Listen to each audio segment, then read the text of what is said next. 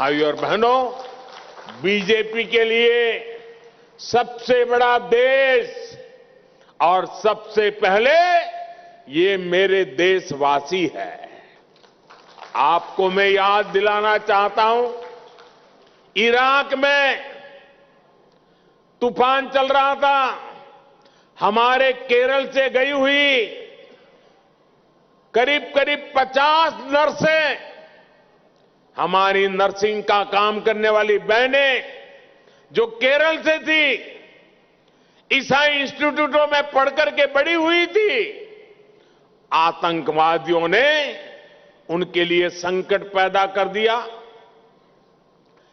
वे church जाती हो, लेकिन हमारे लिए वो तो सिर्फ मां भारत की बेटियां थी। इसलिए आप खुश हो जाएंगे, इन 50 जितनी हमारी नर्स बहनों को आतंकवादियों से बचा करके हम हिंदुस्तान वापस ले आए थे। हम रिलीजन नहीं देखते हैं। आप वो दिन भी याद करिए, हमारे एक पादरी फादर एलेक्स प्रेम कुमार, ये फादर एलेक्स प्रेम कुमार अफगानिस्तान गए थे। आतंकवादियों ने उनको किडनैप कर लिया, तालिबान वालों ने, और जिस तरह वहां के हालात थे, उनके परिवार ने भी आशा छोड़ दी थी कि ये हमारा फादर प्रेम कुमार वापस आएगा कि नहीं आएगा। लेकिन हमने ठान लिया था, रिलीजन कोई भी हो, हम पूरी ताकत लगा देंगे, और हम कई महीनों के बाद फादर प्रेम कुमार को वापस लाए थे। बीजेपी सरकार ने उन्हें सुरक्षित वापस लाने का वादा उनके परिवार को किया था। ईसाई समाज के धर्मगुरु मुझे मिलने आए थे, मैंने उनको वादा किया था। आज मुझे संतोष है कि वो काम भी हमने कर दिया। ऐसे अनेक उदाहरण हैं जो नेशन फर्स्ट और पीपल फर्स्ट को लेकर बीजेपी के कमिटमेंट को दर्शाते हैं। साथियों, मेघालय सहित पूरे नॉर्थ ईस्ट के विकास के लिए हमने पुरानी सोच और पुरानी अप्रोच को बदल दिया है। कांग्रेस की सरकारों ने तो इस क्षेत्र को देश का आखिरी हिस्सा मान लिया था, जबकि बीजेपी नॉर्थ ईस्ट को देश के विकास का ग्रोथ इंजन मानती है। कांग्रेस के लोगों को तो मेघालय की याद सिर्फ चुनाव के दौरान ही आती थी। कांग्रेस और उसके जैसे दलों के लिए नॉर्थ ईस्ट सिर्फ और सिर्फ एटीएम रहा है। जैसे एटीएम से जाकर के पैसे निकालते हैं ना, ये दिल्ली में ऐसे लोग बैठे थे कि नॉर्थ ईस्ट से पैसे ही निकालते थे, वो उनके लिए एटीएम था। आपके हक का पैसा ये लूट लेते थे, जबकि बीजेपी नॉर्थ ईस्ट के विकास के लिए ईमानदारी से पाई पाई के इस्तेमाल पर विश्वास करती है। आज केंद्र की बीजेपी सरकार गरीब के लिए, किसान के लिए, बहनों के लिए जो भी पैसा भेजती है, सीधे बैंक अकाउंट में भेजती है। कोई बिचौलिया नहीं, कोई एटीएम नहीं, कोई लूट नहीं। लेकिन साथियों, आपको एक और बात समझनी चाहिए। अनेक तरह के विकास कार्यों के लिए केंद्र सरकार को राज्य सरकार के साथ काम करना पड़ता है। पड़ोस में असम हो, अरुणाचल हो, त्रिपुरा हो, जहां भी बीजेपी की सरकारें हैं, वहां इंफ्रास्ट्रक्चर भी कितना बेहतरीन काम शुरू हो गया है। बीते 9 वर्षों में नॉर्थ ईस्ट के लिए बजट में कई गुना बढ़ोतरी केंद्र सरकार ने की है।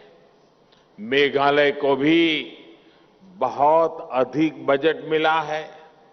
लेकिन आज जब यहां लोगों की बातें सुनता हूं तो बहुत दुख होता है। लोग कहते हैं कि पैसा लगा ही नहीं, न सड़कें बनी, न स्कूल कॉलेज, न अस्पताल बने, फिर वो पैसा गया कहां? यहां का यूथ कह रहा है कि यहां रोजगार के अवसर इन्होंने खत्म कर दिए हैं।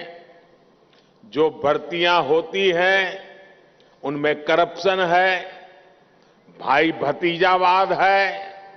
भाइयों और बहनों, इन्हीं सब बातों को देखते हुए ही मेघालय ने तय किया है कि दिल्ली और शिलांग दोनों जगह बीजेपी सरकार होनी चाहिए। होनी चाहिए कि नहीं होनी चाहिए? होनी चाहिए कि नहीं होनी चाहिए? मेघालय के हक का पैसा मेघालय के विकास में लगे, इसके लिए डबल इंजन सरकार जरूरी है। यहां बीजेपी सरकार जरूरी है। मेघालय को आगे कैसे बढ़ाना है, ये विजन और विश्वास बीजेपी के पास है।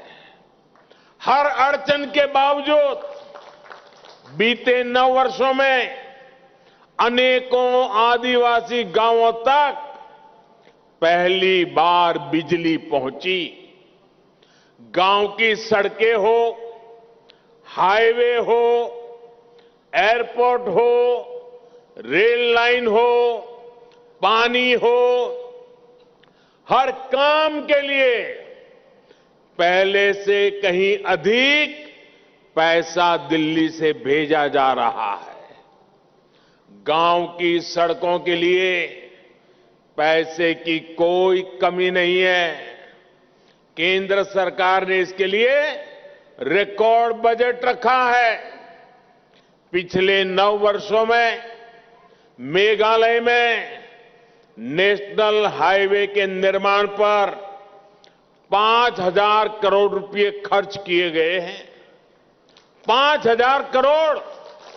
मेघालय के 11 जिले आज नेशनल हाईवे से जुड़ चुके हैं। केंद्र सरकार मेघालय को आसपास के देशों से भी जोड़ना चाहती है। कोशिश यही है कि यहां के किसानों, फल सब्जी उगाने वालों को बड़े बाजार मिले, ज्यादा इनकम हो। तुरा दालू नेशनल हाईवे के चौड़ीकरण पर हम तेजी से काम कर रहे हैं। इससे गारो हिल्स की असम और बांग्लादेश के ट्रेडिंग सेंटर से कनेक्टिविटी बेहतर होगी। मेघालय और म्यांमार के बीच की कनेक्टिविटी पर भी तेजी से काम चल रहा है। इन वर्षों में मेघालय की हवाई कनेक्टिविटी भी मजबूत हुई है।